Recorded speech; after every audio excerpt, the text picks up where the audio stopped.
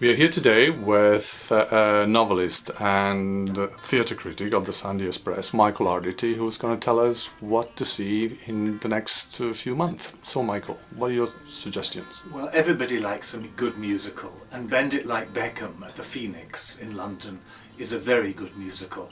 Indeed, when I was reviewing it, I called it the best new British musical in years.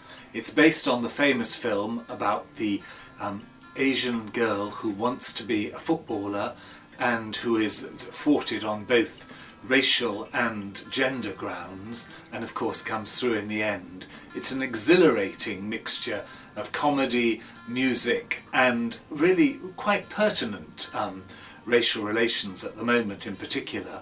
The score is by Howard Goodall, who I would happily say is the best British composer we have.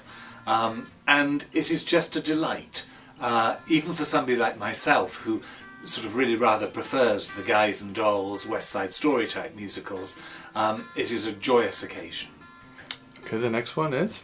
Well, I'd like to keep slightly to the musical theme, though it's in a very different way, and that's to Claire Van Kampen's play Farinelli and the King.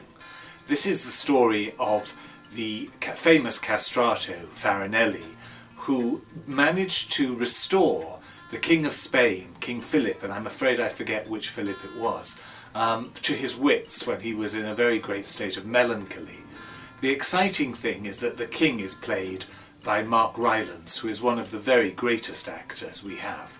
And Farinelli is sung, at least at most performances, by Easton Davis, who is the most wonderful countertenor. And the combination of these two talents makes it a rare evening. But at the same time, we mustn't forget Claire Van Kampen's script. A lot of people thought it would be a vehicle for her husband, who just happens to be Mark Rylance. But actually it's a very witty exploration of responsibility, marriage, madness, and then the joys of music.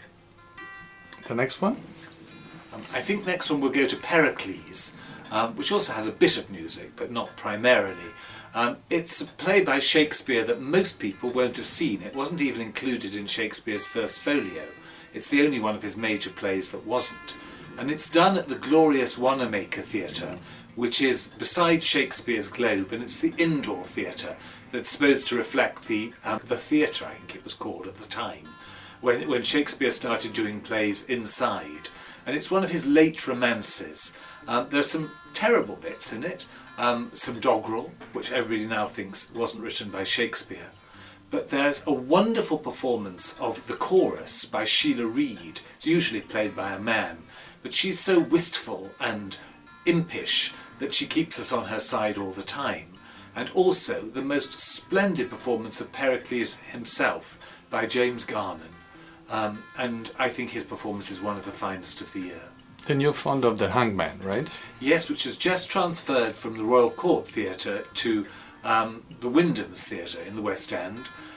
It remarks the return to form of the Royal Court, so it's a great play on both counts. It's hugely funny, it's witty, it's full of non sequiturs, both verbally and in performance.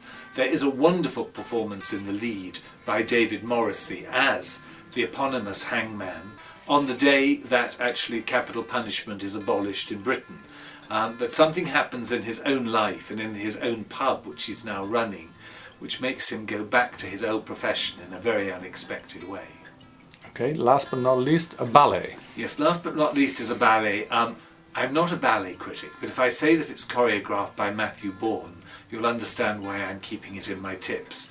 Because he's the man who's popularised classical ballet in Britain more than anybody else, largely with his production of Swan Lake, which featured all the male swans. There's nothing quite as radical in this, but though the Sleeping Beauty herself, I don't know if I mentioned that it was the Sleeping Beauty, so the Sleeping Beauty herself is much more of a tomboy than you might see if you go to see it at Covent Garden.